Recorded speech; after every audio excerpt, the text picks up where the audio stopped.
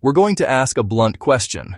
If the roots of modern U.S. policing lie in slave patrols built to terrorize black people and enforce white supremacy, and many of the laws and systems that followed were never fully reformed, then are today's police still enforcing a system designed for oppression? The short answer, yes. Institutions don't just vanish because you give them a new name.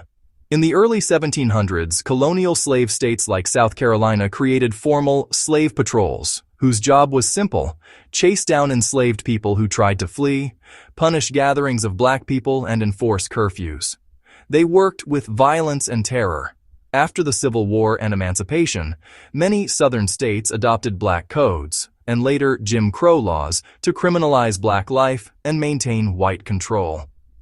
Fast forward to today. Policing in the U.S. still shows patterns of over-surveillance, stops, searches, and force in black and brown communities, even when crime rates do not justify it.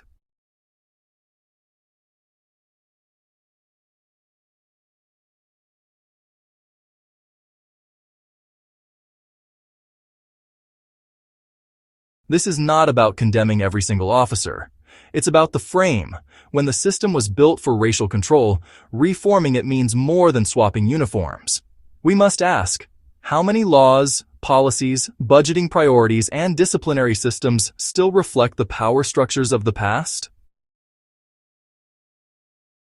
Because every time a police system stops a black person disproportionately, every time a department resists transparency, every time oversight is weak, we link back to that legacy.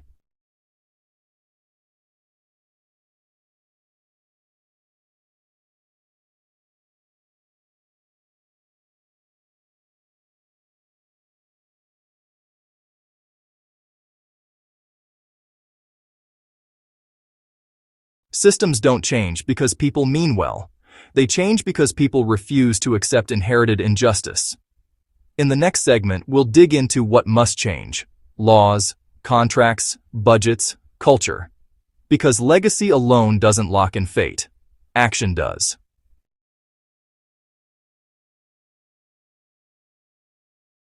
Part 1. Terminology Decoder.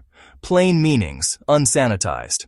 Viewer discretion advised. History may disturb. For educational purposes only.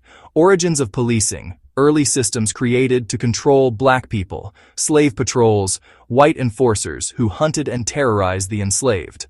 Codified into law means written authority. Maintaining social order meant keeping white power.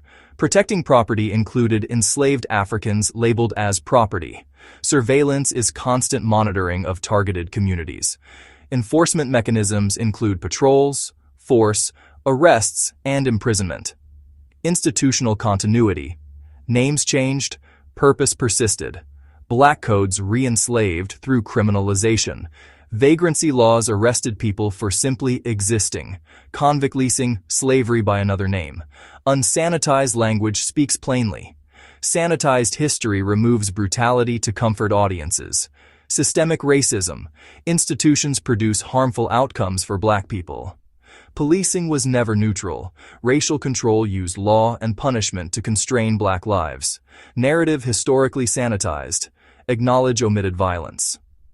End of Part 1 Decoder.